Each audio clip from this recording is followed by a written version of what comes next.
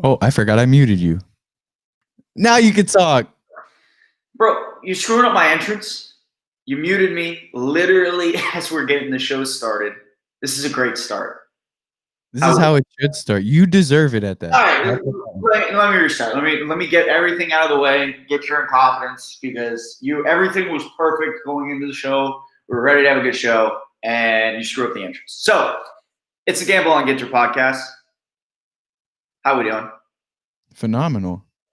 About to Do get we got Ryan on the line yet? We're about to get him on the line. Ryan, you there? Hey, what's up? There he is. I fucked up Pete's entrance. Oh no. Yeah, I muted him. Oh, no. Which I think is only right on the episode of his birthday week. Yeah, hey, thank God you did that because we don't need more of him anyway. Should I tell the people real quick what I got Pete for his birthday? Oh my God, please do. All right, so Pete had a little like private pool party, right? Pete's private pool party hashtag. And yeah, I just like looked Pete dead in the eyes. I was like, Pete, I have a birthday request, and he's like, what is it? And I said, can you go grab me a beer? Yeah. Yeah, no, so everyone was like by the pool or in the pool at this point. And for whatever reason, it was like 80 degrees outside. The pool was 40 degrees.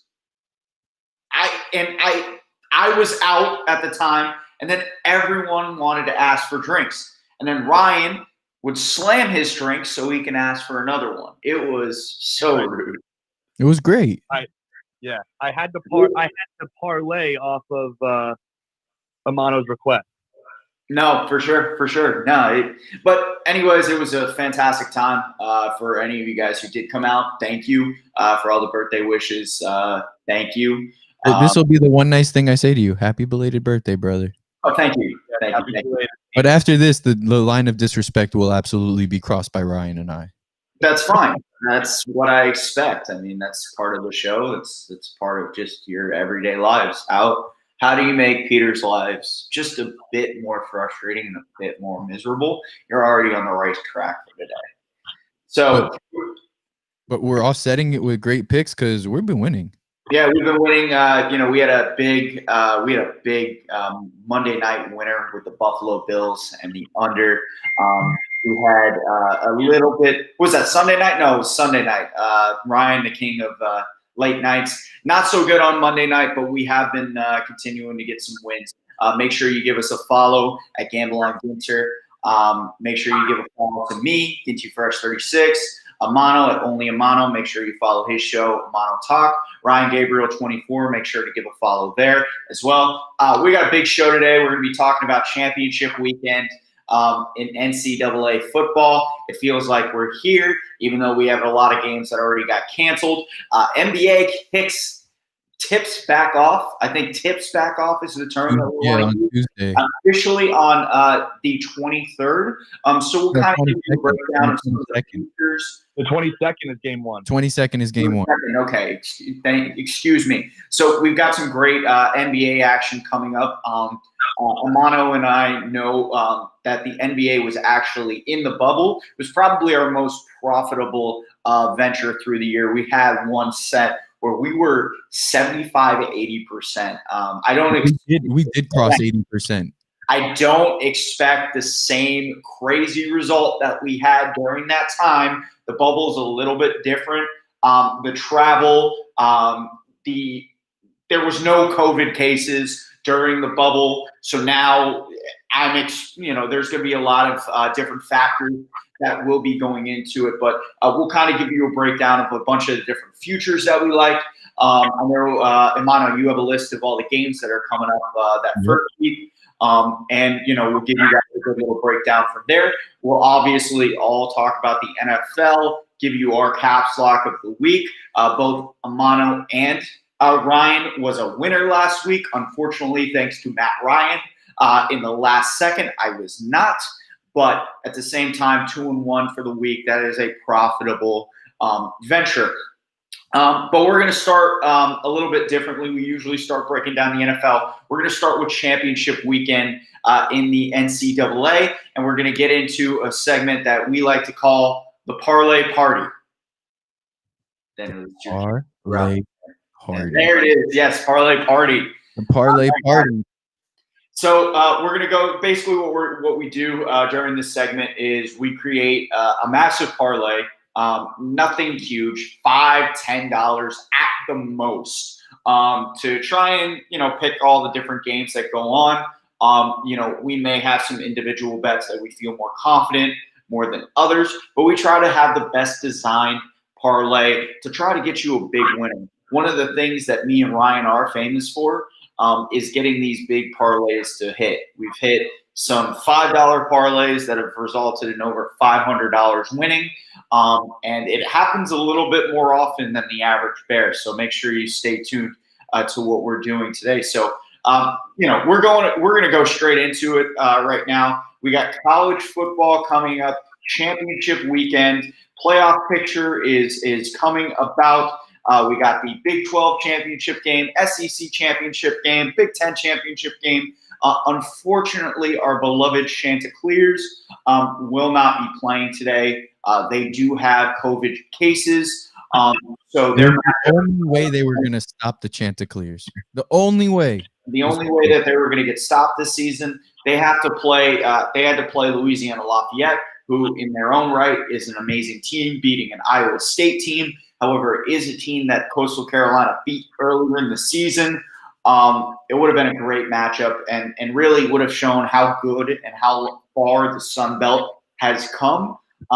So, we wish the best to that program because we absolutely enjoyed rooting for them this year and want to see them play a bowl game against a really good team to really test to see, hey, how good this team is, because they played BYU. They passed that test. BYU was undefeated going into that game, and they passed that test against them. And we really think, Grayson Call, Ginter, that big defensive lineman, they have a really good team, and they showed a lot of heart. They even coasted through the game against Troy, and although they didn't cover, they still won at the last second. But enough about them. Let's get more into the games that are going on. And today's beautiful thing is that we actually have NFL and NCAA today. Yes, we do. So a rare little bit of Saturday night football that include Ryan's favorite player, Josh Allen, and his Buffalo Bills. They're also going to be playing the Broncos tonight. And then I believe the late 4:30. That's not even tonight. It's at 4:30. Yes, so that's a 4:30 game. So we can add those as well. If you guys are feeling confident, I can bring out those lines. It's easier to just go through the NCAA lines first and foremost. So we'll start with a Big 10 championship game, which is actually allowed to play. Ohio State gets in despite only playing 5 or 6 games. They look like a top 4 team in all of Division I football. They get to play Northwestern. The spread right now is at 18.5, over under at about 56. I don't think it's smart to bet at all against Ohio State, given their explosive offense. Yeah, I would agree there. Definitely not. No, this kid Justin Fields is the real deal. They have an elite level NFL ready defense on the other side of the ball. Just because they played 5 games, I understand there's been a bunch of controversy around the decision to put them in, but there's a reason that they're in. There's a reason they're still ranked top 4 after only seeing them play 5 times. They're that good. Now, as far as sitting, because I think Northwestern is an underrated team, but there is just an absolute talent mismatch in this game with Ohio State and their offense. I do think at 56, Ohio State against anyone can score 56 by themselves. So I really like the over in this game. But I'm more inclined to bet the actual spread. 18.5 is where Ohio State is right now. Ryan, it's a good number for us. I'm wondering if for the parlay's sake, if we want to buy it down to 17 or something as low as 14. Honestly, Northwestern has a great defense. I don't think it's going to be too much of a matchup for Ohio State anyway, but it's a lot of points. That's a lot of Anytime points. you're talking especially in a championship game, you're talking you need 2 touchdowns plus to cover. It's a little risky, especially for the parlays that we like to do. Mm-hmm. No, for sure. So in this game, so you're leaning more towards the total rather than the spread? Yeah, I would definitely, if you wanted to, I would definitely buy the total down to like 52.5, 53, or even just take it at 56 because this is going to go over. Yeah, I honestly think Ohio State, like as good as Northwestern's defense is, they haven't played this. They haven't played this Ohio State team. They played that Indiana team without their starting quarterback, and they were more of a defensive team. Ohio State's not known for their defense. They have a decent defense. I think Northwestern scores the points we need from them. I really do think, and as I speak, the over has gone up to 56.5. So there's some action going on to that over. Literally, as I spoke, that there was some action going there. So I'm also looking. So I think, yeah, let's go with the over on this game. I don't think we need to necessarily buy it down. I like the number at 56. Right now it shows 56.5 because that just went up a little bit. So let me get personally, I might still buy a point or a point and a half. Yeah, I mean, what do you think? Like a full point? You don't need to alter the line. Like I know how you and Ryan love doing that at times. Like you don't need to have an alternate line. I just think maybe just buying yourself a little cushion just for safety. Yeah, I think a full point at -130 here to get it under because 56 is a nice round number. So 55.5. I would say 55 and a half because that 56, that is a round touchdown number. So yeah, that's what I was thinking. Yep, exactly. So, all right, so we got that over 55.5 for that game. Let's go back because I clicked on it. Let's go back to the next game, which I believe is the Big 12 championship. The Big 12 championship features Oklahoma versus Iowa State. Iowa State is the technical home team. This game is going to be played in Jerry World in Arlington, Texas. Iowa State is getting +5.5 against Oklahoma. Iowa State's been one of the hotter teams in all of college football. Oklahoma seems to win this game year after year after year. It's the game after that they have trouble with. I'm kind of split when it comes to this game. I think Iowa State has the defense that to play with Oklahoma and their star quarterback Spencer Rattler. Yeah. Now, yeah, like you said, Iowa State's defense is they're one of the reasons they're ranked as high as they are. It's their defense. Oklahoma has been shown that they can they'll turn the ball over on a good defense. This kid Spencer Rattler, as good of an arm talent as he is a little turnover prone. He's a little young, makes a lot of mistakes sometimes. He has weaned that out throughout the year, though. It started off bad early, and he's figured it out late. I don't know who to pick in this game, but the over under again, the over 59 points looks great for me. The one thing that I kind of worry about when it comes to anything that is with the over under is just the pace that Iowa State plays at because they are, I mean, significantly have been under throughout. However, they played this game back earlier this season. They beat Oklahoma 37-30, which would be way over the total that would be right now. So I would want to be very safe on this one because it's at 59, if I'm not mistaken, if I looked at it last. So I would want to feel like we may be buying this in the same territory that we would be that Northwestern Ohio State. Yes. I agree. So instead of going, I'm not buying 1.5 points. I want to feel comfortable on this one. So I'm thinking somewhere maybe in the 53.5. Really, I'm willing to take the hit because again, it's going to be a larger, thing that we're going to be doing. So if we get it at 52, parlay odds are going to be higher. Yeah. So at minus 52.5, you're getting in at minus 225 for the over. At 53, it's at 215. It's the same at 35.5. So don't even get it at 35.5. 53.5. 52.5 minus 225 is where I'm sitting on this game. What's the final consensus? Just over 52.5. Okay, so this is the alternate line. It's supposed to be at 59. We're buying about, I believe, quick maths. That's 6.5, 7.5 points. Yeah, 6.5 points. 6.5 points. Yeah, just to feel, I want to feel comfortable in this game because I really do think Iowa State can really slow down the game with their running game. I do think Oklahoma's offense is too explosive. I do think Oklahoma ends up winning the game. I'm not touching the spread because I think, again, seeing Iowa State already beat this team, they beat them playing Oklahoma's football, but I do expect the pace of the game to pick up because, again, Oklahoma, they love to score and they love to score quick.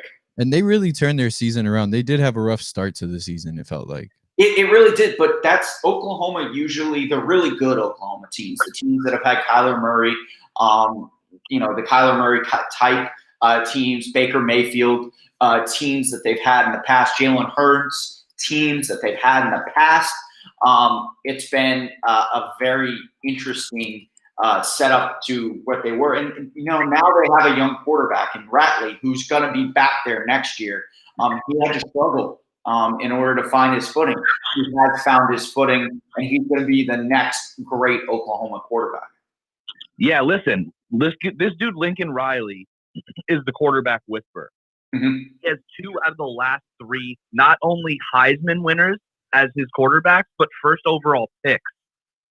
And Spencer Rattler is the first, like you just mentioned, is the first of those 3 to be in his first season starting.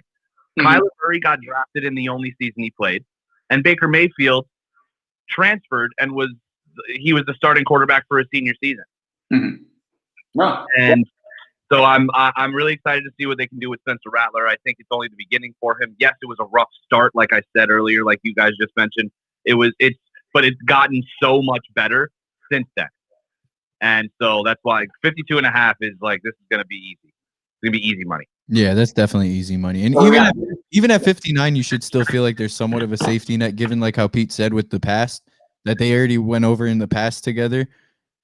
One thing people could look at though is, does Iowa State have Oklahoma's number? Can they pull it off again?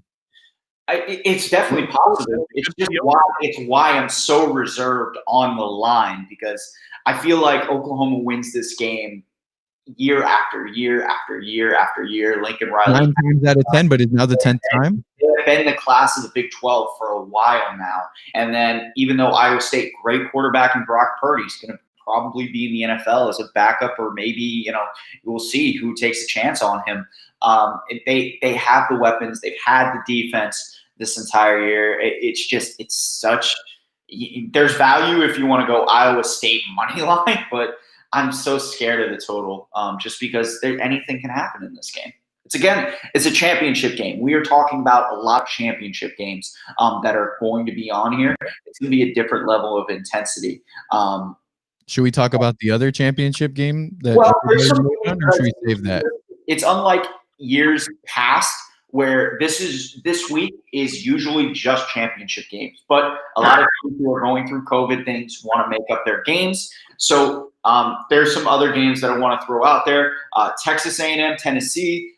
Texas A&M at minus 14 could be a little bit of a trap game. Remember, Texas A&M could backdoor their way into the championship. So this is a huge game for them. And we just saw with Florida, which we'll get into a little bit later, that you can't take these games lightly, even against a team at Tennessee at home, that they look broken. So plus 14 for Tennessee. I'm staying away from the game generally. There's Utah, who me and Ryan saw last week, looked really good. Rye, we got another game between the military academies, Air Force and Army. What do you think the over-under is on that game? Oh my God, go under. whatever it is. 7.5.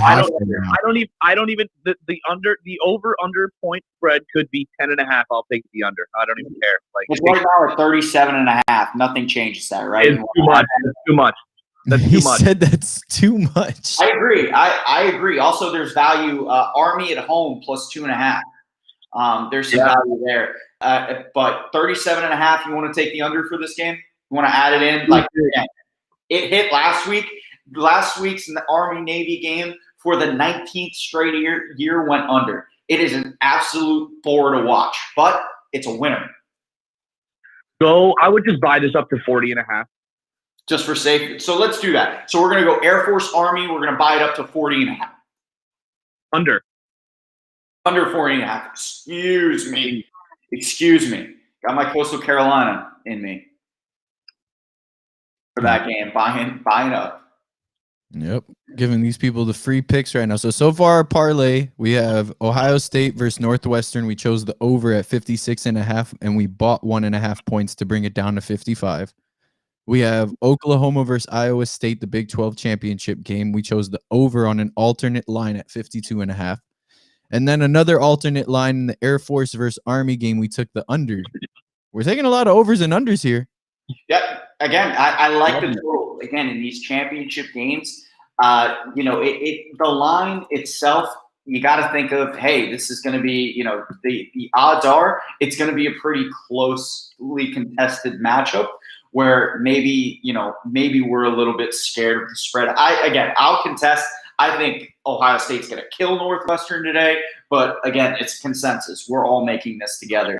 But yes, that over-under in that Army Air Force game is a joke. And we're getting at minus 170 odds at 40.5. So there's still a lot of value there. You want to see an over-under? How about that Mississippi LSU game? The over-under at this game is 74.5.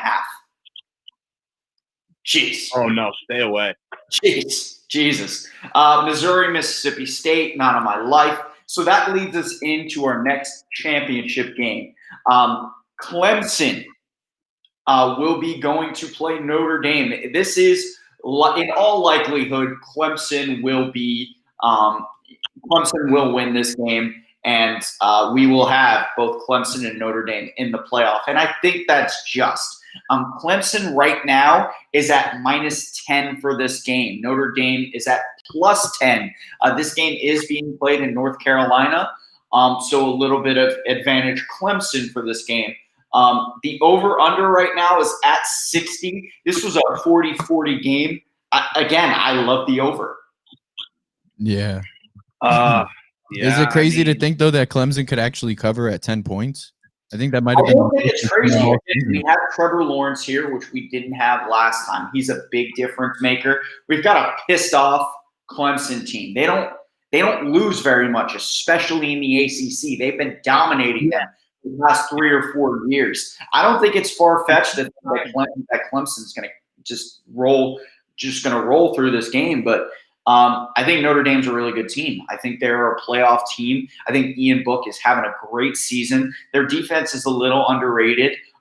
It's going to be tough because they got to match up with the athletes that Clemson has, and they have the quarterback that's getting them. But, I expect Clemson to come out firing, and I expect there to be a lot of points. Now the question comes, if that's the case, you think Clemson's good, I think it's very conceivable to have 35, 38 points for Clemson. I think that's on the low end. So now, if that's the case, you need to reach the 60, you would need 20, 21 points. You would need 22 points necessarily from Notre Dame, which I think they're more than capable of getting. Yeah. Yeah. Because obviously Notre Dame's the team that beat Clemson before, right? Yes. Yes, but this is without Trevor Lawrence. Yeah, it was without Trevor Lawrence, but I just had to be certain. Yeah, correct. That doesn't change the offense. I mean, Ian Book that killed Williams, their running back for Notre Dame, and that huge. They got a receiver. They got absolute monster. Mike Evans, like monster receiver. Don't know his name for Notre Dame. They've got offensive weapons. So again, you're getting this over 60s at minus 115. we may be in a situation, maybe buying it down to 55.5, getting us that clean number 56. Because if that's the case, then I think it's very conceivable to see 35 points put up by Clemson. And then in that case, we would just need a score from Notre Dame. We would just need 3 scores from Notre Dame, which a 35-21 game is very likely in this situation. So yeah, I mean, man, I might like this Clemson spread. So you're thinking let's get that down to -6, something like that? Maybe 6.5. I see them by a touchdown. Let's at least. Let's consider that in the past game, though, because if you guys want to go over, let's consider in the past game, though, that the last score was 47-40. It was 47-40. So the defense, I mean, the defense was there, and that's without Trevor Lawrence. Well, it also doesn't excuse the Clemson defense from letting up that many points because Trevor Lawrence isn't defensive. He's a quarterback. Correct. It's a different feel with your guy in, though. You know what I mean? It's a different feel. How many times in a year, especially in college, do you get a chance to avenge your only loss in a season? And especially a team like Clemson, I'm telling you, they're going to come out and absolutely destroy this Notre Dame defense. So my take would be this. I'm sorry to cut you off, B. I got you in 1 second. My take would be this, right? Even if Clemson cut what Notre Dame scored in half, right? That would put them at about 23, 24 points. I would only say that Trevor Lawrence is going to boost up their side of the points. So they would obviously go over 40 points. They'd go well over 60. Yeah. And I'm actually going to defend Rye here because and I'm going to do it in 2 ways. One, with Trevor Lawrence on the field, you can't be, you're a little bit more concerned about ball control if that's the case. Not making sure that guy does not get the ball. So you may be sticking more to the run, which may be more conducive to an under game. What team in this game do you think has more to play for, Notre Dame or Clemson? I think Clemson does, given that they lost that game. Even though it wasn't without Trevor Lawrence, I think the fact that they're still not the #1 team, they have a chip on their shoulder, and this is like people are always going to hold to, oh, well, Notre Dame beat them before. I bet you there's those people that will hold on to that for dear life, right?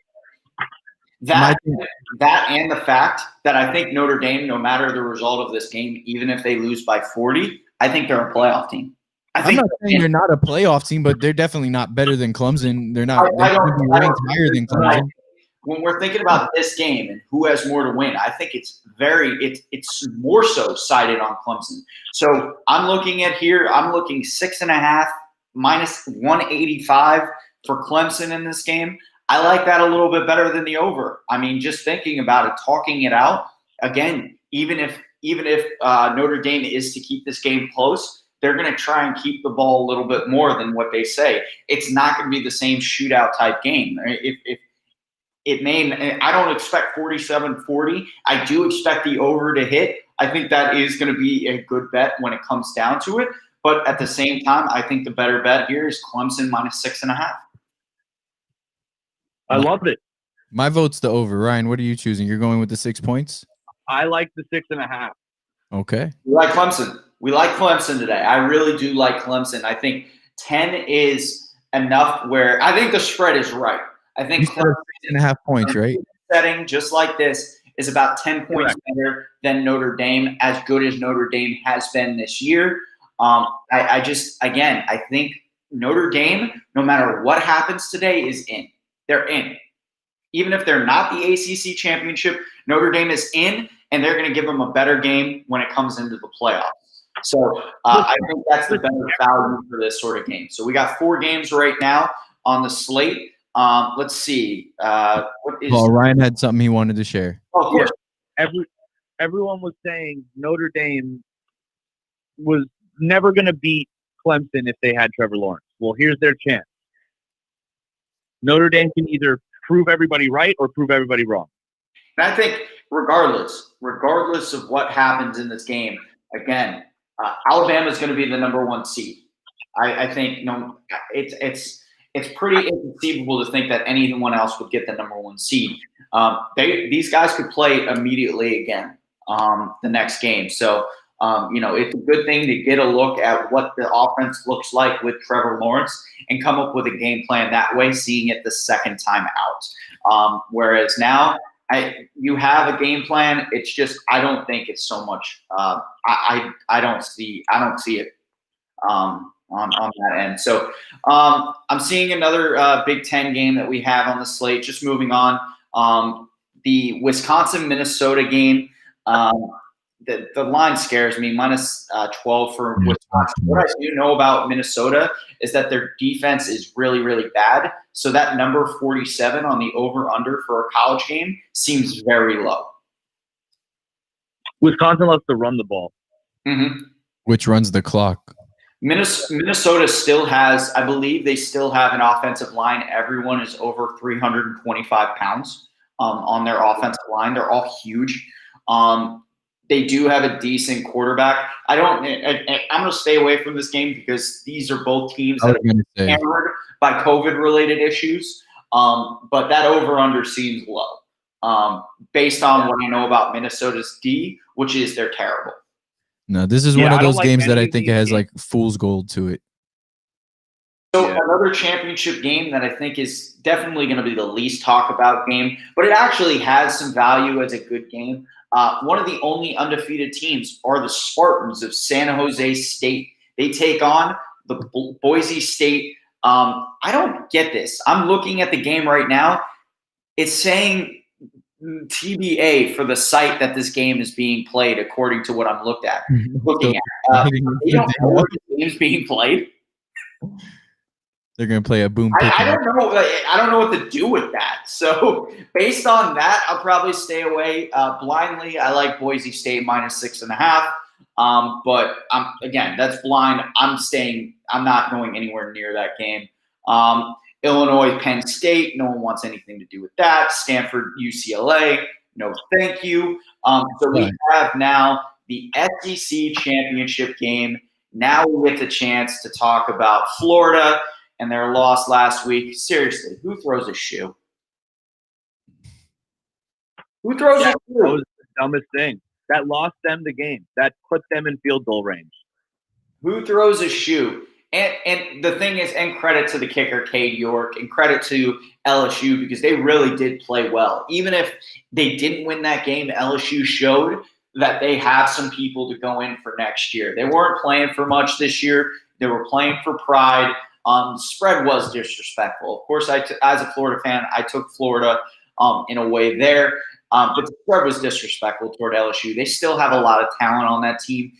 But at the same time, Florida did everything they could to lose that game and still were in a position to win.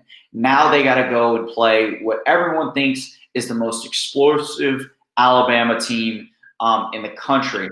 Do we know if Waddle's going to be playing in this game? Let's see. I'm not sure. Can we? Yeah, Daniel, if you got some more time, we'll filibuster and until you give me that information. But Alabama has looked like the best team in the nation this year. Now, the spread again, the over/under for this game is 74.5. If you want to know about these two offenses, they are both explosive. This game could probably decide who could be the Heisman Trophy winner, Kyle Trask or Mac Jones. These are explosive offenses. I think that total I kind of came into this game thinking anything over 80, I'm taking anything under 80, I'm taking the over. But yeah, I mean, that number is definitely very, very threatening.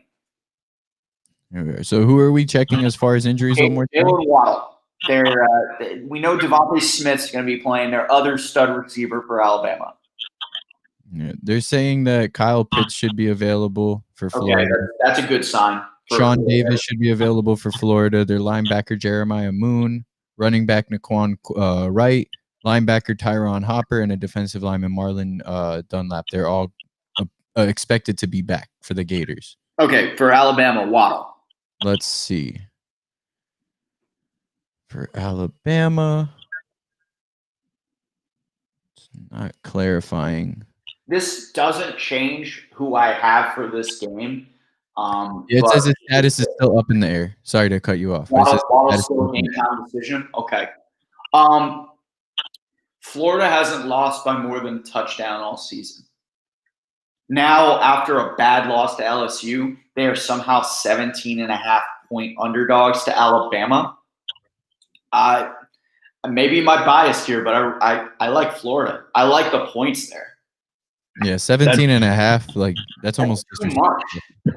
Yeah, for a quarterback like Kyle Trask, and I've said, I've been making this known throughout the year. I've tried to keep my biases aside. Kyle Pitts is a top 10 pick. Kyle Trask is a top 15 pick, and I think teams would be really smart to invest in Kyle Trask. The improvement level, I'm not going to say is Joe Burrow-esque, because he went from average to something we've never seen before, but he is playing at a Heisman level right now. And I just think, I don't know, Alabama's defense is improved. Pete, here's his Heisman moment. Yeah, this is the chance, but for Mac Jones as well. I think it's going to be a high-scoring game. I have no doubt about that. Both teams are going to be able to score. Florida's defense sucks. They are not ready for, if they have to face Waddle and Devontae Smith, it's going to be a problem. I have a hard time believing Florida can't somewhat score with them. I think if you want to buy it up to 3 touchdowns, you could do that. Yeah, 21.5. What's the odds on that? I would still keep it at the 17.5. Because I think 17.5 is plenty. Florida's good. If they haven't lost a game by more than a touchdown, give them an extra one against a team like Alabama, and they're still covering. So if you were to get Florida at minus 21.5, you're at 190. I like those odds to bring it up to 3 touchdowns. I like it at the original spread at 115. But if you're buying Florida 21.5 plus 21.5, it's minus 190. You could do so much worse. You know what? That's it. I'm challenging us right now. Where's our rope been this whole time? We need to trust ourselves. Oh, I don't have any rope for a team that throws a shit. I'm sticking with the rope on the regular spread. I would take Florida covering the 17.5. I wouldn't even bother buying that up. Really? Okay. What do you think, Ryan? Give me the rope. Give me the rope plus 17.5. And the game, they're technically the home team in the game. That means nothing. It means nothing, but I'm just saying, like, you got to think of it for something. Yeah, I agree. Okay, Florida plus 17.5. Let's do it. I'm outvoted, so we'll take that. Thank you, Ryan. Let's do it. So, so last championship game we have on the docket before we move on. We have Tulsa playing Cincinnati. Cincinnati is one of those teams that kind of looks like a playoff team. They're getting minus 14 points against Tulsa, who has a good defense and has played decently throughout the season. I think Cincinnati's on a different level, and that over-under right now it's at 45. Good defenses. Cincinnati has a great defense, but I think Cincinnati has an underrated offense as well. Yeah, they have a nice little quarterback. They do. And let me get what I want to see is I'm going to get some like where's the total money going to. So give me 1 second. I'm going to look that up for this game. I can tell you right now, 61% of the bets are going on Tulsa. Yeah, a lot of money is flying on Tulsa. However, the spread has increased on Cincinnati. So it's opened at plus 13 for Tulsa. It has ballooned up to minus 14. 38% of bets are going on Cincinnati. The over-under is pretty much a consensus on this game. It seems like a buy-down opportunity for Cincinnati here. Yeah. Now we already have 5 games on here, and are we going to have NFL games on here as well? We have 5 picks, and I was actually going to say the Northwestern Ohio State game. The over has actually dropped to 56 flat. Okay, so it's been fluctuating. There's probably been money on both sides. Right now, and I'm just I'm making sure. So again, the over/unders makes me a little bit queasy. But if you were to get, let's say minus 7.5 for Cincinnati, not exactly the buy location that I'd like. You can get it at minus 220. I don't see much of a difference if you were to get it at minus 8.5, which is minus 190 right now. But Yeah. So where do we feel? Because I believe the value is on Cincinnati for this game. I feel like Cincinnati needs to win this game and win big in order to make some kind of inclusion. And they're hoping for chaos today. Cincinnati to even sniff the playoffs. They're hoping for a Tennessee win. All kinds of things. They're undefeated. They have a lot to prove. So what number do we like for this game? Are we not considering the over-under at 45? The number, both teams are good defenses, and Tulsa's kind of a weird team with that. I think if I had to lean, I'd be leaning over. You could get over 41.5 is minus 185 for this game. So that is a 21-21 game. Okay. That makes it interesting. Like you think, all right, I kind of like that better than the alternate spread. That's alternate. Yeah, and you're getting it minus. If you're getting what's it called? So 41.5. You're getting that at minus 185. So that's a ton of value. We're feeling safe. Let's do that. So you're saying more over unders. We're going 41.5 over 41. Over 41.5. Hopefully, it's not a snooze fest, folks. Let me backtrack to that Florida-Alabama game. 79% of bets going in on Alabama on the spread. Really? So we're taking, yeah. A lot of a lot of people really like Alabama. Yes. They're really down on that Florida loss. I just, man, I've seen Florida all year. I've seen almost 80%. Yeah, I've seen the same thing. 80% of the money on Alabama, and yeah, that's moving the line up so much. What are we missing here? Because I feel like I'm not scared. It's back. I'm not scared. I'm not scared. Yeah, it seems a little ridiculous, but okay. So we're gonna boost this up. You think we're gonna boost this up with some NFL action? So we're gonna just talk about these two games. I imagine we're gonna have both of these games on there. I don't know if I would put both of them on there just yet. Actually, no. Now that I'm looking at it, I think the Buffalo line dropped. Because we'll quickly go to the NFL here, and we've got the Bills versus the Broncos. I know, right? You love the Bills, right? I know you love the Bills. Are we in caps lock yet, or what? Not yet. Not yet. Not quite. All right. So you are our resident Josh Allen expert. As we know, Daniel has called him Flat Soda Allen. Why do you keep bringing that up? I have been apologized. He has. I have said I was wrong. How many times do I need to say that I am wrong? Josh Allen, I have respect for you, my friend. Thank you for proving me wrong, because I really thought you were about to win the MVP this season. I was just a little bit hurt. He did it because he heard you. I put too much pressure on you, and I'm sorry, friend. I'm so sorry. I will never question you again. I will let you have your comfortability in your zone to do what you need to do, because you are a successful quarterback. But you pushed him to be the quarterback he is today. I'm proud of that too. If I'm not out here being honest, what am I doing? So for that. Here's the part that worries me, where I think on a neutral situation, this is a blind Bills are the better team, and it's not even close. The next two games that Buffalo has, New England, Miami. Now, they win this game at Denver, I believe they're a playoff team. So there is some incentive there to not take this game easy against Denver. But going into Denver, +6 for Denver, it freaks me out a little bit. Well, I mean, look what Denver kind of did to Miami. They just completely discombobulated their entire offense and was able to shut them down. And again, New England and Miami are on their schedule the next two games. There's a chance this could be a look-ahead game. Yeah. The way I would look at this is Buffalo obviously has a better offense than Miami. offense that they're more comfortable than Miami's offense is in right now. That's Miami's offense is still building.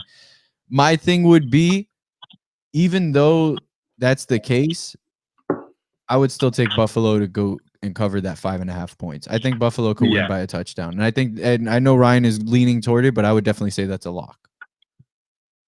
Oh no, like buy it up to -10. Wait, I've heard that before.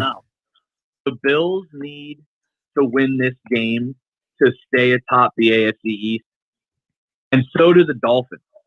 And the Dolphins are going to win this week against the Patriots as well. I'm sorry to skip so far ahead, but it's driving my point. The Bills need to win this game, and the Bills are going to win this game. And like you said, Pete, I think they do clinch this week if they win. So that's going to be a huge driving factor in that. So where are we at as far as on this particular game? The over/under is 49. I don't want to touch that. I don't want to touch the over/under. Denver game has a weird way of fucking up the over/under. They're very Jekyll and Hyde. Right now, you're getting Bills -5.5. That's a good number.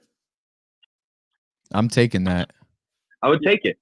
Just take it. 5.5 -110. Yeah. 5.5.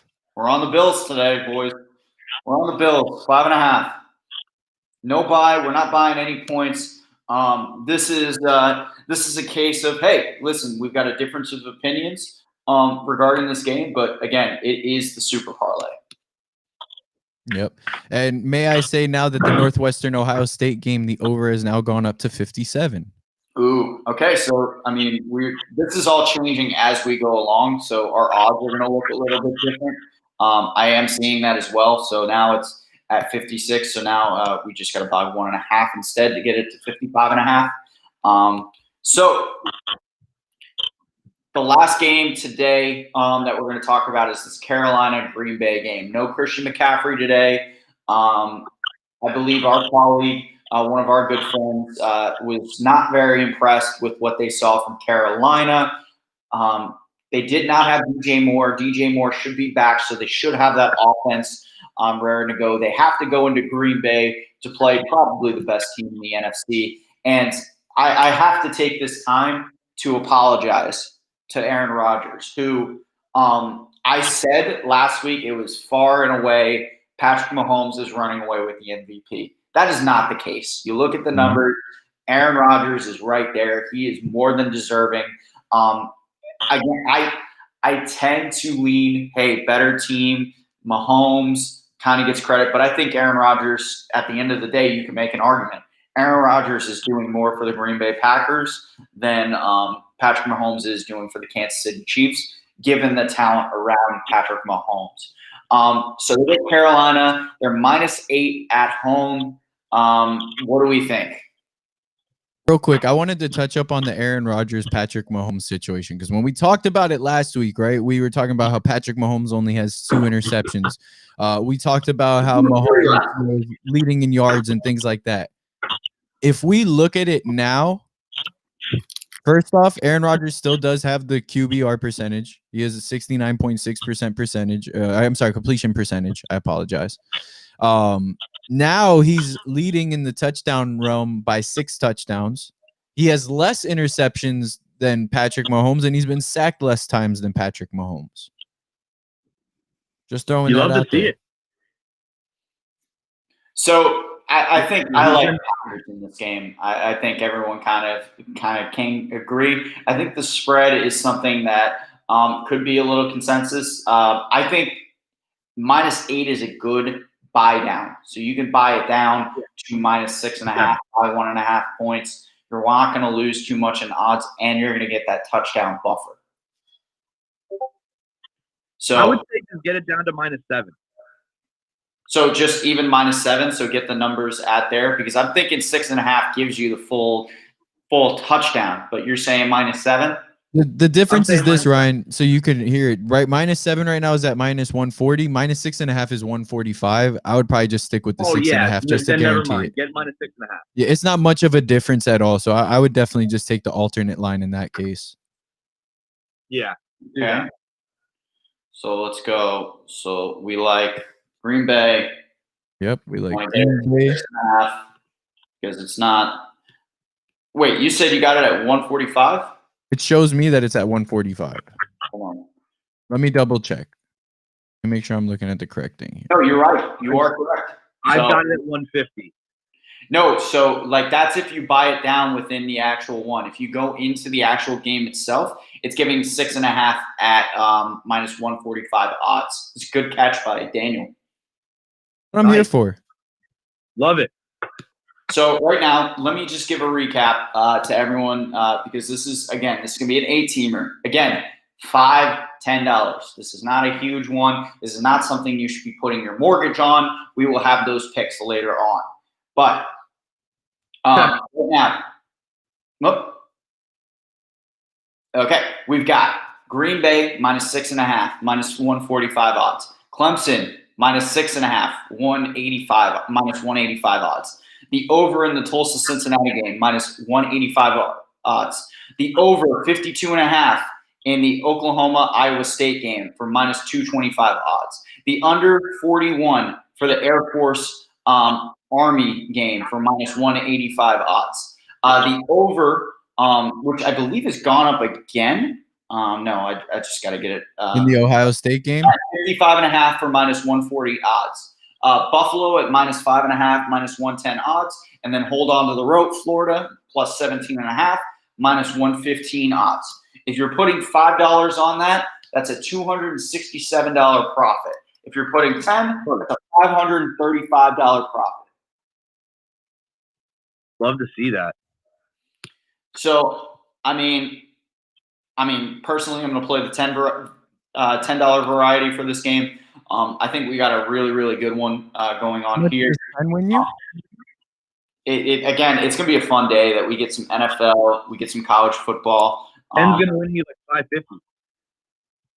So that was definitely a little longer than we like to have. But again, guys, if you guys are following the show, what we give is a lot of good information. If you like anything that we give you, yes, 10, yes. So thank you for putting that right there. $5 on that parlay. If you have any questions, obviously you can always DM us on some different games. If you have different opinions, definitely throw it out to them. We love to talk to you. Feel free to throw it in the chat. Daniel will throw it out there. If you have any games that you like, you want discussed, please put that on here. Again, we will be doing our segment very soon. Caps Lock. Guys, I am offering, if you put a hat on of the team that you have as a lock to win, they win on the spread, we will go through all the different hats that we have. I am giving someone 3 months free within the Discord chat. 3 months free with everything that you get, the premium program, all the picks that you can. I'm offering that. All I need you to do is, with your winner, pick it. I changed it to 3 months. 3 months. 3 months free. So, yeah. Okay. Get that free money. So, guys. It is free money. So, real quick, we're going to get into the NFL. We're going to do some Caps Lock stuff. But we kind of want to talk about the NBA because, again, this is our most profitable venture. It is probably where we see Mr. Amano's expertise. He knows his basketball. Ryan, man, we haven't talked basketball with you in a little bit. I know he was very happy. His two teams, the Heat and whoever LeBron James played for, was in the finals this year. So absolutely, it was my Super Bowl. It was. So I got some futures that I want to put out there that we could possibly have in the NBA. But overall, it's just nice that it seems like it's been a very short layoff for these guys, especially for the Heat and the Lakers, who have to do it 72 games after playing the most intense NBA games that we have. So I'm looking at the futures here as far as your champions. Lakers obviously are the favorites. They're at plus 275 now. And I think as the season goes on, that's only going to get lower. The Lakers should win the championship this year based on everything. Yeah, plus 190. Like, don't sleep on Brooklyn. And I will say this is one of my favorite teams that I'm going to be betting this season. One of the things, preseason basketball doesn't tell you much unless it's with players who have been injured. Kevin Durant is someone that I wanted to see. And so far, I am very impressed with what I see from Kevin Durant and the Brooklyn Nets early this season. Well, then let's talk with that, because the very first game that kicks off the NBA season is the Golden State Warriors at the Brooklyn Nets. And the Brooklyn Nets are your favorites at 5.5 points. So I mean, at 5.5 points, with as bad as Golden State would be last year, I think you can hammer Brooklyn in this game. I think you can hammer them. I would not sleep on Golden State. I wouldn't sleep on them, but losing Klay Thompson is a big deal. That is a big deal. Yeah, but then they get Kelly Oubre and they draft James Wiseman. I think a lot of people are underestimating them because they got a lot of young pieces right now. I'm not saying that I'm guaranteeing they're going to win. But the offensive talent that Brooklyn, again, NBA is a lot more, game by game, matchup by matchup. But if you're getting a healthy Kevin Durant, let's take you back to Warriors KD years. We had, in some people's mind, I'm not going to say it was in my mind. I've thought for the past 15 years, the best player in basketball has been LeBron James. And for most of the years, it hasn't been necessarily close. The only person that I put necessarily close to LeBron James as the second best player in basketball, as a possibility, an argument for first, was Warriors KD. And if we're going to get even a little bit, a smidgen of what we should see there, Brooklyn's got a lot of talent on their roster. They did a good job considering that they were bringing in this money with Kyrie and KD by making sure that they kept a lot of the good pieces around them. Joe Harris, Spencer Dinwiddie. They've got a good bench that can take them through a lot of different games. Is there any secret ones that you see here? Because those are the two favorites, LA and Brooklyn, and I think deservingly so. Anyone that you see as a possibility of a team that can really go far that we're not thinking of? I mean, you can't discredit Miami, but I don't think Miami would win the actual championship. Miami only got stronger by drafting Precious. As much as I really do like Miami and what they're building, I think they overachieved last year, and we could see at least during the first part a little bit of a hangover with them. I think they have a great team. They're doing a great job of developing, and I really see a lot of continuity, and I think they will be back in the finals. This year may be a question. Again, Brooklyn is fully healthy. They're going to be different. Boston is reloaded. And then we'll see who makes a big move. If Philadelphia ends up getting James Harden, I think that's going to be huge for them. Absolutely.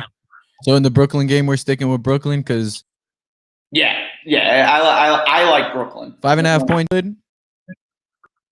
I think it's a little. I want to see. Right. What about you? Break out while we get closer to the game. I like Brooklyn in that game. Man. Yeah, I'm gonna go with Brooklyn. Who else do we got on that slate? So there's only 2 games on the 22nd. The next game would actually be the Clippers versus the Lakers, and the Lakers are 2-point favorites, and I would absolutely stick with the Lakers remaining as the 2-point favorites, and they would absolutely take that victory. Actually, in the preseason, they faced off. I know that's not really much to say, but in the preseason, they faced off where the Clippers were actually the favorite to beat the Lakers, and the Lakers still beat them, and I think they didn't even have LeBron in that game. That's why they were favored, because LeBron wasn't playing even in any game. It's the championship sort of game. That one I want to see how the money kind of works out. I'm with you. I lean Lakers. I think they're the better team. But with NBA betting, as you know, it's very day by day. As you start to see the numbers coming in, then you're going to be able to make better opinions about certain games that are going on. And the Clippers during the regular season played the Lakers very well. I think this is a different and a better Lakers team. They got better. I don't know how they got better considering where they were last year, but they got better. They added Dennis Schroeder and replaced him with Rajon Rondo. And they got Montrezl Harrell. They got Montrezl Harrell, replaced him and with Marc Gasol. They've gotten better. They upgraded every single. Dwight Howard leaves. Marc Gasol comes in. They got Danny Green. Who they get in? Montrezl Harrell. Think of him as Harrell. They got they lose Rondo. They get Schroeder. Who? They lost Wesley Rondo. Matthews. That's what I'm thinking of. Wesley Matthews. They replaced Wesley Danny Matthews Green with too. Wesley Matthews. Yeah, they got better. They got better. It's hard to say. I mean, I think again the regular season matchups with the Lakers and the Clippers, they kind of lean Clippers. But again, if you're just taking it on a straight up, I think -2 is too low. I think the Lakers got a lot better. Not only did the Lakers get better, they got younger, which was one of the big knocks on them last year. That was one thing I was going to Not a say. lot The of people believe in that. people they got with Schroeder, Harrell, and Wesley Matthews, these are all three guys that have never won a ring, that are probably all starving, and they all are still very highly talented. And who'd they lose? They lost Danny Green, Who's already won younger. rings, not as hungry, and honestly is losing his traction. He's not. He's nowhere near the player he was in the final. Yeah, he was not this. He's not the same player he was in Toronto or San Antonio. Rajon Rondo is great, but obviously he's also starting to go on the decline a little bit. And I'd rather have Schroeder than Rondo as of this moment. And I hate to say it because I absolutely love Rajon Rondo. Right? You lose Dwight Howard, who was more of a temperamental issue, and you get Marc Gasol, who's well collected, known to be a locker room leader, and is a champion, along with being one of the best centers we've probably seen in our generation. Mm-hmm. And then Montrezl Harrell, he's proven to be one of the better power forwards right now. Before we get into back into the NFL and talk about the Sunday slate that is to come, I'm going to give you one team that if you're not sold on the Lakers, if you're not, which I have a hard time believing, if you want to put your money somewhere where you can get the most bang for your buck, as far as a team that's coming out of the West, Denver. I really like Denver this year. I think they lost Jeremy Grant, which I think will impact their team. But the emergence of Michael Porter Jr., how much better will Bol get? And they've got two superstars, Jokic and Murray, who were absolutely phenomenal last year. So Denver is one of my sleeper teams. I'll leave there with the team. If you're not sold on the Lakers, Denver has a lot of value. I'll tell you a team right now. This is pure speculation. But with the James Harden trades, they're talking about how Houston is looking to engage with playoff contender teams. Let's not forget that obviously the Denver Nuggets were a playoff contender. They made it to the Western Conference Finals. They took out the Clippers. Jamal Murray had probably one of the most historic playoff performances ever. This is a team that is loaded with these young players, that has a decent amount of picks and things like that. Who's to say that they can't make a move and potentially even trade for James Harden if James Harden end up willing to go to Denver and then play side by side with Jamal Murray and Jokic? Without a doubt. Again, they have the pieces to be able to make that move, and I think it makes a lot of sense. It does for Denver. They need that kind of right now. Denver's a nice place to live. I don't understand. They're not a big market per se. We're talking about the LAs, the New Yorks, things like that. Denver's a good little place, and they're building a really good team. The one thing that would probably solidify the trade is what is the average ratio of strip clubs per square mile? That's a good point. So that's where you kind of lean. I mean, listen, that's the part of if James Harden were to end up in Miami, man, like I want him in Miami. Miami at all. That guy. He doesn't fit the playing scheme. In all honesty, he would ruin everything we just built because we'd have to trade probably half the team for him. I don't know. I would disagree with the playing scheme only because he has made and everything's shown on him being a terrible defender. He's shown improvements on being a defender. It's not that. He wants to be in a balls around him. But yeah, as far as the offense, ball movement and things like that, he's a very much drive the ball, dish it out. Don't need a pick. Go ISO. Bring the defense in. Kick it out to an open shooter, which they do have in Miami, but that's not the offense Miami wants to run. So that's kind of our NBA coverage. We can't wait to start really breaking down the games, because we're going to lose college football, but we gain NBA action, one of our best for the season. And now we get into the NFL action this week. We've got all sorts of good matchups throughout the week. We've got the first ones I'm looking at the Bucks game, Bears, Vikings. So I think we'll get into caps lock because, again, the biggest game I think this week and the only game that I see is like a big talking point because if you look into it, Patriots, Dolphins, definitely worth talking about. But there's some bland games. There really are. 49ers, Cowboys, Lions, Titans. Not a lot doing it for me. So, right, it's time for one of our segments, Caps Lock. Again, Rye and Daniel were winners last week. I lost thanks to Matt Ryan. They were driving, going to kick the field goal to win the game. That kicker, Young Hoku, is money, absolutely money. All you had to do was run the ball, give him a chance, and the Falcons falconed. So tough. It was a tough loss. Definitely one that, I definitely feel like as far as a betting perspective, you may not get the money, but I feel like I nailed exactly what was kind of going on. You just got the absolute right. You just got the absolute Falcon thing to happen at the end. And good job for the Chargers for not charging, which they did a little bit, even though they won on Thursday night. So, Ryan, lock of the week, give it to us. I already gave it. Bills -5.5 is my lock. -5.5. So Ryan's got Bills -5.5. Come on, I know you've been rolling this over for a little bit. Yeah. So -5.5. That is your lock of the week. My lock of the week is me taking the rope. I'm going with the Dolphins at -1.5. I think they take out the Patriots. -1.5. I want the Dolphins -1.5. For this game, guys, it's worth mentioning Bill Belichick's record against rookie quarterbacks. It's a huge game for the Dolphins. It's also a huge game for. I'm looking forward to this game because it's Jalen Hurts. That guy's back again. That son of a bitch.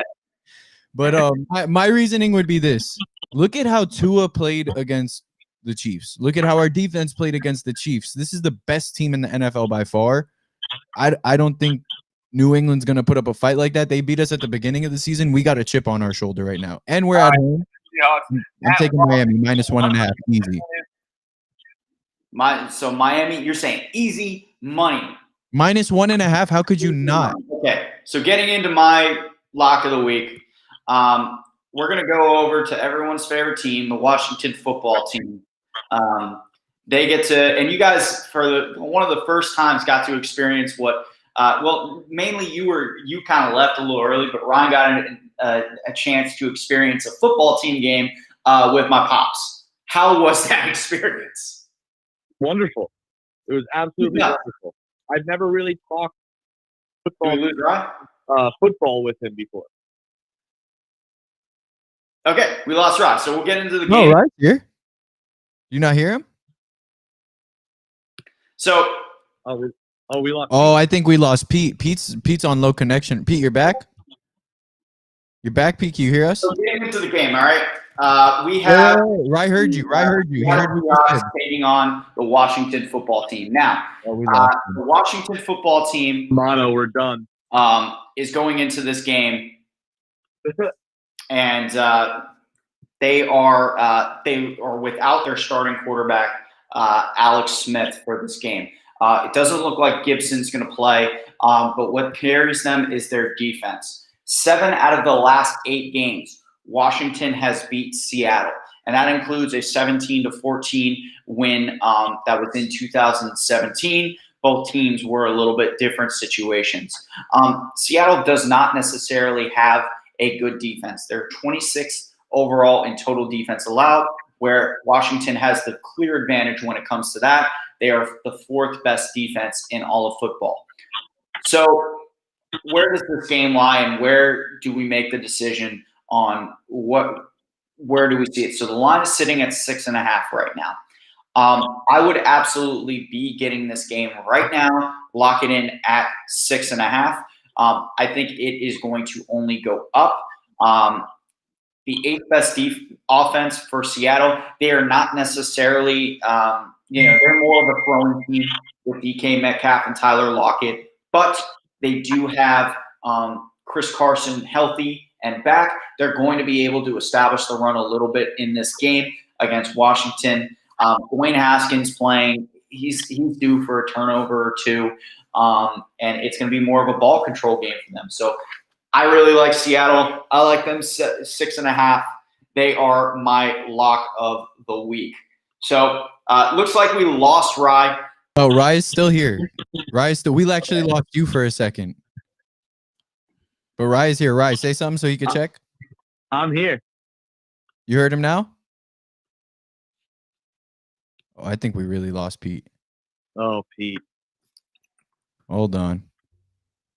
Pete, Competitive Yep. this week. can you hear us? Yep. Can you hear Ryan? Ryan, Oh, there talk. he is. What's up, Pete? We're still here. Okay. Did you hear any of that? We heard everything. You We didn't heard hear all of us. We were trying to talk to you the whole You know what time. happened, right? So with that guy talking, what happened there is that guy was talking and I just pressed the mute, and I forgot it muted you guys too. Ah, now it makes total sense. Wow. You see how this all starts off with me muting Pete, and he just so happens to mute us, Ryan? Yeah, it takes one, but yeah. So Ryan's lock was Buffalo at 5.5. So I cut you off there, Rye. I'm sure you already said it, but what did you think of the experience with my pops? Oh, I said it was great. I never got a chance to talk team football with him before Saturday or Sunday. I mean, Yeah, he's a riot. And that was him in his most evolved form too. So he was. I mean, he was like 3, 4, 5 games of flip cup deep, slamming. Yeah, that was fun. So, guys, lock it in. We've got them on the bottom there. A lot of favorites this week. Buffalo minus 5.5. Ryan loves him some Josh Allen. Again, for the second week in a row, Emano is going to the cup of the Miami Dolphins game. Yeah. Over last week, going with the spread in this week. I love Seattle this week. I think they're gonna cover, and they may win by 2 touchdowns in this game. So, guys, thank you guys for joining us. For everyone who is joining us today, for Ryan, my co-host, Daniel Amano, give us a follow. Gamble on Ginter. Thank you for tuning in. Please like and subscribe everything that we put on YouTube. Again, make sure you get those caps locks pick in. 3 months free, guys. So. It's been a pleasure. Have a great rest of your Saturday. Have a good one, folks.